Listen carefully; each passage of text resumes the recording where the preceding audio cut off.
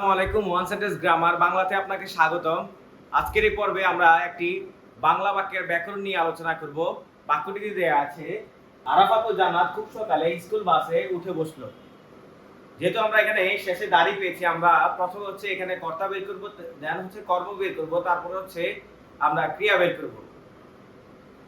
আমরা প্রথমে হচ্ছে আরাফাত এবং জান্নাত পেয়েছি। আমরা যদি প্রশ্ন করি যে কর্তা যদি বের করতে হয়, তাহলে আমাদের প্রশ্ন করতে হবে কে বা কারা, কার বা কাদের দিয়ে যদি আমরা প্রশ্ন করি, তাহলে যে উত্তর পাই সেটা হচ্ছে আমাদের কর্তা।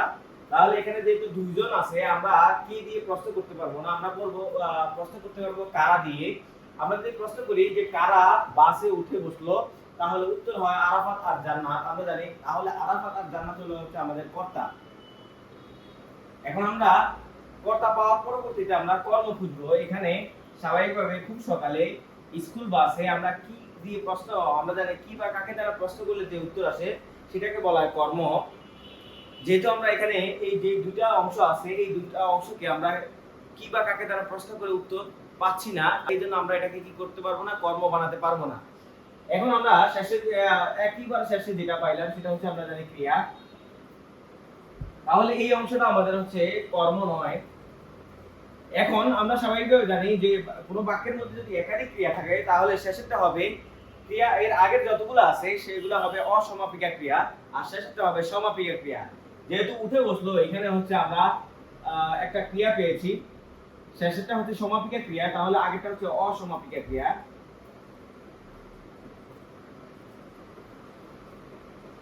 কিভাবে আমরা বুঝলাম? কারণ আমরা জানি স্বাভাবিকভাবে একাধিক ক্রিয়া যদি থাকে, তাহলে শেষেরটা হবে সমাপিকা, এর আগে যতগুলো আছে সবগুলো হবে অসমাপিকা।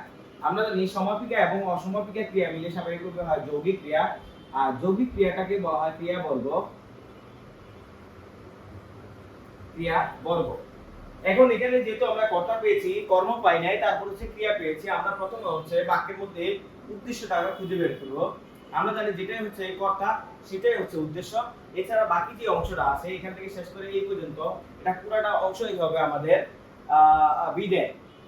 আর এই বাক্যটা যেহেতু কর্তা দিয়ে শুরু হয়েছে, আমরা জানি কোনো বাক্য যদি কর্তা দিয়ে শুরু হয় তাহলে এটাকে কর্তা বাচ্য বলে, আর যদি কর্ম দিয়ে শুরু হয় তাহলে এটাকে কর্মবাচ্য বলে।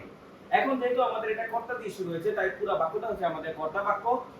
এখন আমরা হচ্ছে কর্তা বের করেছি, কর্ম পাই নাই, আমরা হচ্ছে ক্রিয়া বের করেছি।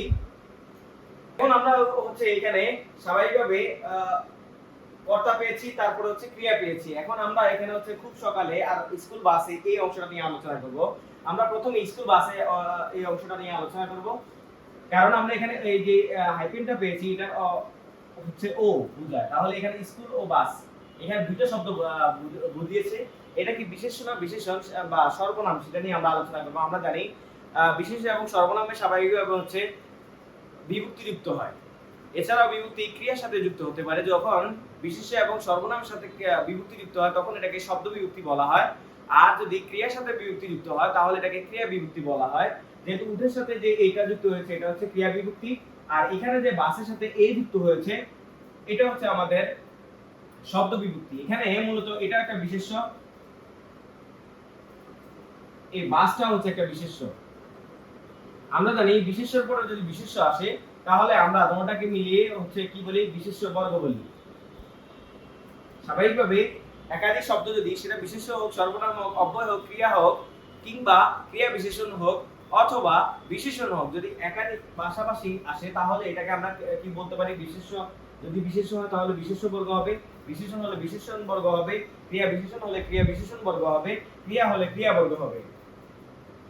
এখন এছাড়াও আমরা বিশেষ্য বর্গটাকে আবার আরো দুই ভাবে হচ্ছে গঠন করতে পারি। প্রথম হচ্ছে আমাদের বিশেষণ, তারপরে হচ্ছে বিশেষ্যের আগে যদি আমাদের বিশেষণ থাকে, এর আগে যদি ক্রিয়া বিশেষণ থাকে, অথবা এখানে যদি আবার বিশেষণ থাকে, তাহলে আমরা এই পুরো অংশটাকে কি বলতে পারবো, ক্রিয়া বিশেষ্য বর্গ বলতে পারবো। এছাড়া আগে একটা বিশেষ্য, এর পরবর্তীতে যোজক, এরপরে আরেকটা হচ্ছে যদি বিশেষ্য থাকে, তাহলে আমরা এই অংশটাকে কি বলতে পারবো, বিশেষ্য বর্গ বলতে পারবো। যেহেতু এখানে কর্তা হচ্ছে আরাফাত এবং হচ্ছে জান্নাত, এটা দুজনে হচ্ছে কি দিয়ে যুক্ত হয়েছে, যোজক দিয়ে যুক্ত হয়েছে, তাহলে এই দুটো হচ্ছে আমাদের কি বিশেষ্য বর্গ। এখন আমরা জানি যে শব্দকে যদি কখন কোথায় কিভাবে দিয়ে প্রশ্ন করি তাহলে যে উত্তর আসে সেটাকে বলা হয় ক্রিয়া বিশেষণ। আমরা এখন প্রশ্ন করব যে কখন, তাহলে হচ্ছে উত্তর হয় সকালে। আমরা জানি কখন কোথায় কিভাবে দিয়ে প্রশ্ন করলে যে উত্তর আসে সেটাকে বলা হয় ক্রিয়া বিশেষণ। যেহেতু আমাদের এখানে ক্রিয়া বিশেষণ এসেছে, আমরা জানি এখানে কখন দিয়ে প্রশ্ন করার পরে সকাল পেয়েছি, আমরা জানি সকাল হচ্ছে সময়, আর সময় যদি থাকে স্থানের নাম যদি থাকে তাহলে এটা হয় ক্রিয়া বিশেষণ। আমরা জানি স্বাভাবিকভাবে ক্রিয়া বিশেষণের আগে যদি কোনো শব্দ আসে, যদি এটা পদস্থিতি নির্দেশক না হয় তাহলে এটা অবশ্যই হবে কি ক্রিয়া বিশেষণ। তাহলে এই যে খুবটা হচ্ছে আমাদের ক্রিবি মানে ক্রিয়া বিশেষণ। তাহলে আমরা জানি যে দুটা ক্রিয়া বিশেষণ যদি পাশাপাশি আসে, এটা একটা ক্রিয়া বিশেষণ, এটা একটা ক্রিয়া বিশেষণ। যেহেতু দুটা একত্রে এসেছে আমরা এটাকে কি লিখতে পারি, ক্রিয়া বিশেষণ বর্গ লিখতে পারি।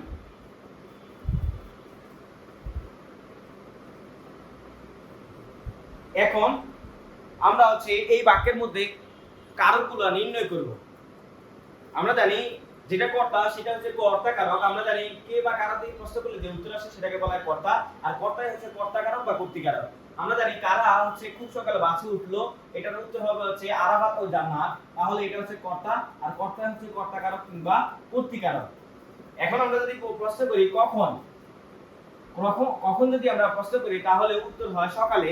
আমরা জানি কখন কোথায় এবং হচ্ছে কোনো বিষয়ের নাম যদি থাকে তাহলে এটাকে আমরা বলি ক্রিয়া বিশেষণ। আর ক্রিয়া বিশেষণ কি হয়, সব সময় অধিকরণ কারক হয়, অধিকরণ কারক। এই বাক্যটিতে একটি কর্তা আছে আর একটা হচ্ছে ক্রিয়া আছে। আমরা জানি যদি একটা বাক্যের মধ্যে একটা কর্তা থাকে, একটা কর্ম যদি না থাকে আর একটা ক্রিয়া থাকে তাহলে এটাকে বলা হয় অকর্মক্রিয়া। এটাকে বলা হয় সরল বাক্য এবং হচ্ছে এটা একটা বিবৃতিমূলক বাক্য।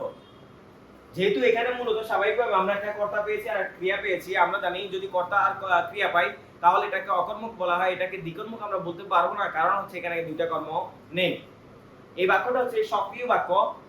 কেন সক্রিয় বাক্য, কারণ এখানে বাক্য ক্রিয়া আছে, যদি ক্রিয়া না থাকতো তাহলে আমরা এটাকে অক্রিয় ক্রিয়া বলতাম। যেহেতু আমাদের অক্রিয় ক্রিয়া যেহেতু আছে, আমরা এটাকে অক্রিয় অনুক্ত কিংবা উদ্যোগ ক্রিয়া বলতে পারবো না। এটার মধ্যে যেহেতু কর্তা আছে আর হচ্ছে ক্রিয়া আছে, এটা হচ্ছে একটা অকর্মক ক্রিয়া। আশা করি এই আলোচনাটি আপনারা বুঝতে পেরেছেন। আর যদি আপনাদের আলোচনাটি পছন্দ হয়ে থাকে তাহলে লাইক করবেন, কমেন্ট করবেন এবং হচ্ছে শেয়ার করবেন।